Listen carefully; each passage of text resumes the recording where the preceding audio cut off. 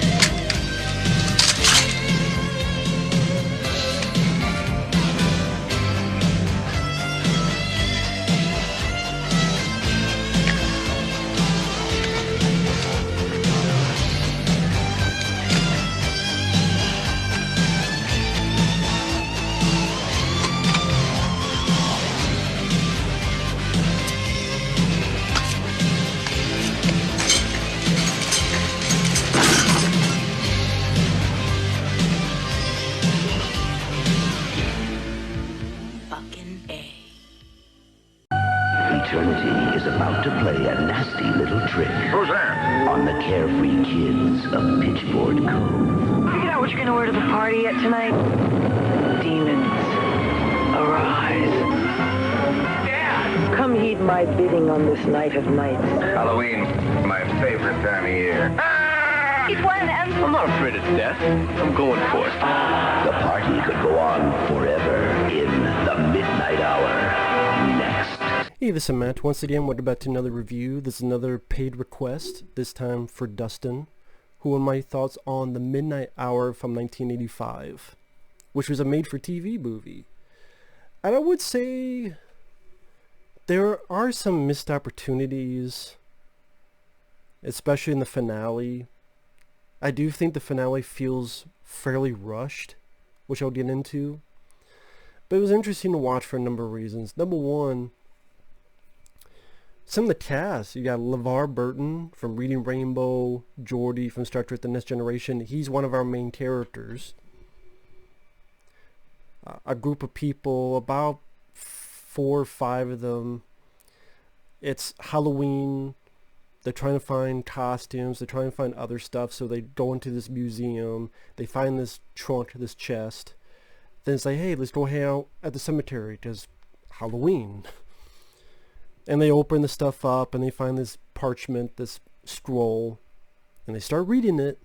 And because they did that, they fucked up. And so not only zombies, but some vampires and some werewolves, and they all get, pretty much anybody dead gets brought back. Some not evil, including this cheerleader from the 1950s. Although it seems like she's the only good. It's funny, the cheerleader mentions, well, not all of them are bad. Some of them came back because they want to find something else, like love. And I'm thinking, okay, that's interesting, but you're the only person I've seen that came back and wasn't wanting to kill some ass. You're like, so why is it that you're the only one? But I would mention the cast, Kurtwood Smith, who's not in the film too much, but I mean, Clarence Boddicker for RoboCop, he's the sheriff. I did sadly not in it too much. Kevin McCarthy from the original Invasion of the Body Snatchers, he's here as a drunkard asshole dad who later gets killed and becomes a zombie. So you see Kevin McCarthy as a zombie. Dick Van Patten, I remember as the teen in Spaceballs, he's here as the father, one of the characters, and you see him a bit as a vampire ghoulish dentist. So I mean, the movie definitely tries to have a sense of humor to it. It's made for TV, so it's not that violent of a film. It has a pretty good soundtrack. I mean, you have The Midnight Hour, that song. Day to the midnight hour. Little Red Robin Hood. Bad Moon Rising. that you would hear in American Wolf in London. A bad moon rising. Mama told me not to come. I think a pretty good soundtrack. The cast are serviceable. Of note, I mentioned some of the smaller roles like Kevin McCarthy and Kurtwood Smith. Like I said, of the kids, LeVar Burton. Interesting to see him in there. The lead is Lee Montgomery, who I believe he played Wings Hauser's brother in this underrated film called Mutant, which I enjoyed. Mutant is a little, not really mutated. I thought it was a pretty decent little horror film from the 80s. I believe I reviewed it on here. Stars Wings Hauser, and then the guy who plays his brother, I believe his name is Lee Montgomery. Like I say, he's the lead here. He has these glasses. He has a little bit of lovey-dovey stuff with this 50s cheerleader, which I think are actually some of the better parts of the movie, because I thought they both clicked well and had some nice emotion to it. So there are some weird stuff, like the way it opens. It's a weird edit because this kid is putting a baseball card to his bike, and then he jams his finger, and as soon as he jams his finger, it cuts to like the moon, the midnight hour. And it's actually Wolfman Jack, the radio personality who was in American Graffiti and others. You hear him throughout on the radio from time to time, so that was nice. But then it cuts right back to the kid who sits on his finger and he delivers newspapers. And then I don't think we ever see that kid again. So it's weird. Our first scene is this kid that I don't remember ever seeing. And just that weird cut, like he jams it, ow, and like the kid's like, ow, and it cuts to, and it's like, why was that the edit? And like I said, the acting is, it's serviceable for an 80s movie. Pretty much all the dead things and vampire, werewolf, whatever. Although I see one vampire, and then she bites a couple, and I guess she's the great undead grandmother relative of one of our characters. And actually, one of the teens is the daughter of Shari Belafonte, the singer. Probably because after she gets bitten and a few others get bitten, the older and the now newly turned vampire, and then the others who's been turned, for some reason it gets in this out of the blue 3-minute, I guess because Thriller was huge. So this big choreographed dance scene while everyone's looking at the camera, it's silly and goofy, kind of fun, although I think the song sucks. The song's like Get Dead. I think this is like, it was like Get Dead or something. I probably would have liked it better if it was a better song. It does feel out of place. It does feel like, well, fuck it, we gotta put a dance scene in here. And it's like the movie stops for this 3-minute scene, and it's fun on a goofy level, but again, it's like, I think the song sucks. That's the difference. Like Thriller, the song's actually good. Here, I don't know many people wanting to sing the fucking song Get Dead, but Thriller, thrill the night, that's a different thing. And I mentioned it's not that violent because it's made for TV. At least I will give credit. The director tries to do what it can with, for example, when Shari Belafonte's daughter gets bit, it's in a wine cellar, and so as she's getting bit, you see all this wine falling to the ground, and it's red. So that was a way for him to mimic blood without having actual blood. I thought that was kind of a clever idea. So okay, I want to showcase blood, but I can't because of the TV. Okay, so I have wine flying around and splashing on the ground, and you could put two and two together in your head. I thought that was actually creative. I like the music, which I think is How Soon Is Now from the Smiths, which I remember that song more from when it was redone in The Craft. If you type "How Soon Is Now" The Craft and you listen to that music, if you know anything about The Craft, which I did review on here, I did like that film. It's like, oh, and I didn't realize that was an older song, like reworked, which you hear. You don't hear the lyrics, but you hear the music. I'm like, that music sounds familiar. Oh, that's what it is. If it's not, it's a fucking close relative of that song. But I believe it's "How Soon Is Now" from the Smiths. Like I said, it's a pretty good soundtrack. And on the credits, it said Macaulay Culkin was in this as a trick-or-treater. I didn't see him, but that's what the credits say on IMDb or on Wikipedia.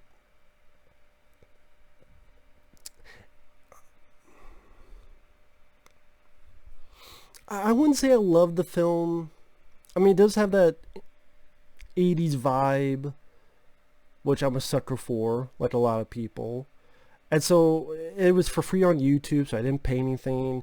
It's only 90 some minutes, so it wasn't too long. The stuff with Lee Montgomery and the cheerleader, I thought the actress who played the cheerleader did a fairly good job.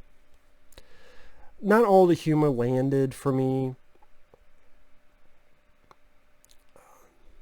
Yeah, I can't really think of much that made me laugh. Like you have zombies making out on the couch. Like I mentioned, the finale seemed a bit rushed because they go to all this trouble to get silver for in case there's werewolves. I'm like, I've only seen really one fucking werewolf in the movie. Attack some guy who had some dogs. And they go through all this and get the gun, and then the guy only fires a gun like one time. Says like, and then they get into the car with all the stuff, and then they do the ritual in the car while all pushing the car. Well, I guess spoilers. Starting now, spoilers. Spoiler. Okay, I just want to warn people. So like I said, they go through all this trouble. We gotta get the gun. Then we gotta get this silver to make silver bullets. Then I'm gonna make silver bullets. And then I got the gun. And then they're at the cemetery to get this stuff. And then he shoots like one. And then him and the cheerleader get in the car.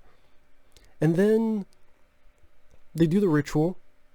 And then the guy's by himself. His car is perfectly fine. And you get the idea that the curse is finito. But then it never shows any of the other characters. Are they alive? Is it more, well, the curse is done, so there's no more evil because these characters died? Are they now fully dead? When he drives away, is he going to go back to a town that's empty? Are they fine? Are they back to where they were before the party? Are they at the party? It's like the movie I Don't Give a Fuck, which I thought was weird. Very, very weird. And that's kind of one of my issues. I would prefer it if this movie was about this group of people that you're trying to build up, having to stick together and deal with all these zombies and werewolves and vampires, and them trying to stay together and battling all this stuff that's coming all around them, 360 style. Instead, it felt like it just really wanted more of the lead guy and the cheerleader from the 1950s. Which works, as in they work well together, and the ending has some nice emotion where he looks at the gravesite and it's the girl he was talking to, Sandy, and there's like a message she put on there for him, and then he's riding off and Wolfman Jack goes, here's a girl, like a request for a song called Sandy. So he got the idea that her spirit requested this song for him. And it seemed like the movie wanted to go more in that, which is fine. It's not a bad movie, but The ending does feel rushed, and to the point of, well, what the fuck happened to all these other people? Are they dead? Are they still dead? LeVar Burton and Belafonte's daughter, like, what happened to all of them? Are they at the party? Are they knocked out? Kurtwood Smith, he's the sheriff. The last time we see him is, of course, our character's warning Kurtwood Smith he doesn't believe it. But I don't ever remember seeing anything more of Kurtwood Smith. You would think a character would be the sheriff. He would get attacked, or he would get killed, even TV format style, or he would get... Again, I don't remember ever seeing Kurtwood Smith again. And even during the party, because it's made for TV, there's not a lot of action, there's not a lot of attacks, there's not a lot of fighting and killing the undead, or killing the vampires, or killing the werewolves, or not much fighting and battle involved, like at all, which was disappointing. When you give me a movie idea that's, oh, imagine zombies and werewolves and vampires are all going to this one location, that's why I would have preferred if this wasn't a TV movie. If this was a rated R horror comedy in the vein of Dead Alive or Evil Dead 2, and so you have like these friends, LeVar Burton and all these people getting together to fight all of these during this party, or in this one location. Think of For Dusk Till Dawn, or like For Dusk Till Dawn of the 80s, only in werewolves and zombies. I would prefer that. And that's what I mean. The ending feels a bit rushed. At least have some shots of the other characters. Like the other characters there, what the hell happened? They get into the car, or he drives off and there's his buddies. But again, was it meant to be ambiguous on purpose? Or you just assume, well, yeah, no one's there, so of course they're alive. I guess you're supposed to just assume that. Which I think that wasn't the best way to go. So if you love the 80s and you want to see a film that very much feels, maybe it came out in 1985, but again, like a 3-minute dance scene in the middle of vampires and zombies dancing to a song at a party. LeVar Burton, Geordie LaForge poured ketchup on him in his mummy outfit for a pretty good soundtrack, and a movie that was made for TV, so it's, I don't have language, you have to have nudity, you have to have much of violence. I mean, maybe because I didn't grow up with the film, didn't watch this on TV. I mean, I would have been only 2 years old when this came out on TV, so I didn't see it when it debuted. It was interesting to watch. I don't think I would ever watch it again, though. There's nothing that made me mad. Just maybe a few questions. I do think it being made for TV does hamper it, though. I do believe that if this was either a bigger budget or just tried to be a theatrical film, you could have put in like more fights and battles and maybe a little bit of blood with the comedy. And even the comedy, I didn't think it was that hilarious. People, well, why isn't this a rant? Because it didn't really make me mad. I like the Halloween vibe, the atmosphere of the film. I like the idea of having all these different types of creatures. And the makeup is fine for a made-for-TV movie. It's fine for what it is. It went at a decent pace. I didn't mind the lead guy. And again, him and the cheerleader, I bought their little love story. I thought they worked well together. They seemed sweet together. So it made the ending a bit sad. But on the flip side, it's like, well, what the fuck happened to all the characters? What happened to the rest of them? Stuff like that I think could have been finessed and worked on a bit more on a script level or direction level. But either way, that's my thoughts on The Midnight Hour. Thanks for watching. Take care. We'll see you guys later. Bye-bye.